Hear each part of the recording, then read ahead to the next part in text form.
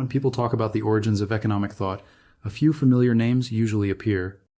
Adam Smith, Karl Marx, sometimes Aristotle if someone remembers their philosophy classes.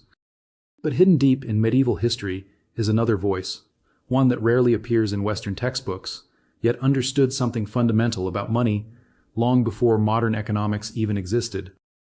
Nearly 1,000 years ago, a scholar from the Islamic world made a warning that still echoes through every financial crisis we see today. His message was simple but unsettling. When money loses its moral compass, societies begin to decay from the inside. And judging by the world we live in today, he might have understood our problems far better than we think. Welcome to Atlas of Coin, where the history of money reveals the hidden forces that shape civilizations. To understand the ideas of Al-Ghazali, we have to step back into a very different world. The year is around 1100. Europe is still fragmented and struggling after centuries of instability following the fall of the Roman Empire. Many of its cities are small and poor. But across the Mediterranean, the Islamic world looks very different. From Al-Andalus in Spain to Persia and Central Asia, cities are thriving. Trade routes stretch across continents. Markets bustle with merchants carrying silk, spices, metals, and textiles. Baghdad, Damascus, and Cairo are among the most important centers of knowledge and commerce on earth. Scholars debate philosophy, medicine, astronomy, law, and theology. It is a world where commerce is expanding rapidly and wealth is growing faster than society can fully understand. And in this environment emerges one of the most remarkable thinkers of the medieval world, Abu Hamid al-Ghazali. Born in Persia in the year 1058, al-Ghazali quickly rose through the intellectual ranks of the Islamic world. By his mid-30s, he was already teaching at one of the most prestigious institutions of his time. But what made Al-Ghazali extraordinary was not his position. It was his willingness to question the direction his society was taking. He observed a civilization becoming richer, but not necessarily wiser. Markets were expanding. Trade was flourishing. Yet something about the system seemed fundamentally unstable. Al-Ghazali began asking a question that still haunts economists today. Trade was flourishing. Yet something about the system seemed fundamentally unstable. Al-Ghazali began asking a question that still haunts economists today. What happens when a civilization becomes wealthy faster than it becomes ethical? To answer that question, he turned his attention to the nature of money itself. Unlike many thinkers of his time, Al-Ghazali did not see money merely as a practical invention or a mathematical unit of exchange. He looked at it from a moral and psychological perspective. He wanted to understand how money changes human behavior, how it shapes incentives, how it affects trust within society, and ultimately how it determines the stability of entire civilizations. For Al-Ghazali, money was never meant to be an object of admiration. It was meant to be a tool, nothing more. He once compared money to a mirror. A mirror has no value by itself. Its value comes from what it reflects. Money, he argued, works the same way. Its importance lies not in the gold or silver it contains, but in the cooperation it allows between people. It enables trade. It connects strangers. It allows complex societies to function. But when people begin to treat money itself as the ultimate goal, the system begins to distort. One of his most striking insights concerned the danger of hoarding wealth. According to Al-Ghazali, money that is locked away and removed from circulation is essentially dead. Wealth, hidden in chests or buried in the ground, is nothing for society. It does not pay workers. It does not fund trade. It does not support families or communities. Instead, it freezes the economic flow that keeps societies alive. In modern terms, we might say it disrupts the circulation of capital. Al-Ghazali believed that when wealth concentrates excessively without returning to the broader economy, scarcity begins to appear, even when resources themselves are abundant. Prices become distorted. Markets become unstable. And social tensions begin to rise. But hoarding wealth was only one of the behaviors he criticized. He was also deeply skeptical of speculative behavior. Traders who manipulated prices. Merchants who created artificial shortages. Individuals who profited from the suffering of others during times of crisis. To Al-Ghazali, these actions were not clever strategies. They were forms of moral corruption. Profit without contribution, in his view, eventually destroys trust within markets. And without trust, no economic system can survive. But it would be wrong to imagine that Al-Ghazali opposed commerce. Quite the opposite. He strongly believed in the value of trade and entrepreneurship. Markets, he argued, were natural and necessary parts of human civilization. Wealth itself was not inherently evil. What mattered was the way it was obtained. Honesty in trade was essential. Fair weights, transparent transactions, truthful descriptions of goods. These were not merely ethical guidelines, they were economic necessities. Because once trust disappears from the marketplace, the entire system begins to collapse.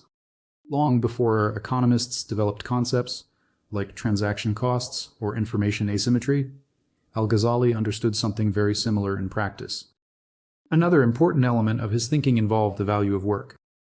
He believed that labor carried dignity. Earning wealth through effort strengthened character and contributed to society. But wealth obtained through manipulation or deception weakened both individuals and institutions. Societies thrive when people contribute more than they extract. They weaken when exploitation becomes normal. And Al-Ghazali did not limit his criticism to individuals. He also had strong opinions about the role of governments. In medieval times, rulers often faced financial pressure, especially during wars or political struggles. One common solution was to manipulate the currency. Coins made of gold or silver would be diluted with cheaper metals, allowing rulers to produce more coins without increasing real wealth. In effect, this was an early form of hidden taxation through inflation. Al-Ghazali condemned this practice. To him, debasing the currency was nothing less than theft. It damaged public trust. It punished ordinary citizens, and it destabilized the entire financial system. He believed rulers had a responsibility to protect the integrity of money, not manipulate it for short-term gain. A dishonest government, he warned, spreads corruption throughout the entire economic structure. When leaders deceive their people, merchants feel justified in deceiving their customers. When institutions abandon integrity, individuals begin to abandon it as well. And slowly, trust disappears from every level of society. For Al-Ghazali, this breakdown of trust was the true cause of economic collapse. A nation can survive poverty, but it cannot survive corruption. Because every contract, every transaction, every coin depends on one invisible force. Belief. Money itself is ultimately a system of shared trust. Once that trust disappears, the system stops working. History has confirmed this pattern many times. From the hyperinflation of Weimar Germany to the currency crisis of Zimbabwe, Venezuela, and Argentina, the same dynamic appears again and again. When people lose faith in their own currency, they abandon it. They search for alternatives, and the financial structure begins to fracture. Al-Ghazali understood this nearly 1,000 years ago. But perhaps his deepest insight concerned human nature itself. People accumulate wealth because they fear uncertainty. They speculate because they desire quick gains. They justify unethical behavior because everyone else seems to be doing it. Economic systems are ultimately shaped by human incentives. And if those incentives reward greed, manipulation, or dishonesty, corruption becomes inevitable. That is why Al-Ghazali believed the moral dimension of wealth was so important. Wealth without responsibility, he argued, becomes dangerous. A healthy society balances ambition with accountability. When individuals pursue profit, while still recognizing their obligations to the wider community, prosperity can flourish. But when wealth becomes disconnected from responsibility, the system grows fragile. And eventually, it collapses under its own weight.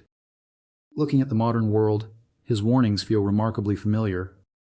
We live in an age where capital moves across the planet in milliseconds, where financial markets reward speculation as often as they reward real productivity, where wealth inequality continues to rise, and where trust in institutions continues to decline. The scale is different. The technology is different. But the human behaviors are exactly the same. If Al-Ghazali were alive today, he might look at our financial system, the debt, the speculation, the instability, and repeat the same message he delivered centuries ago. When justice disappears from an economy, prosperity cannot survive for long. Because financial systems do not collapse simply because numbers stop working. They collapse when the people inside the system stop trusting one another. Fear, greed, short-term thinking, these forces, more than any mathematical formula, are what push civilizations toward crisis. Al-Ghazali understood something that economists sometimes struggle to admit. Money is not just an economic mechanism. It is a moral ecosystem.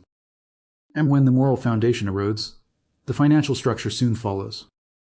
In an era defined by record debt, speculative bubbles, and growing uncertainty, his message feels more relevant than ever. If money becomes completely disconnected from responsibility, the system will eventually break. Understanding that lesson is not just an academic exercise. It may be one of the most important forms of financial protection we have, because history rarely repeats itself exactly. But those who ignore it often face the same consequences. If you want to understand the forces shaping the world of money, subscribe to Atlas of Coin, because the past still holds the map to our financial future.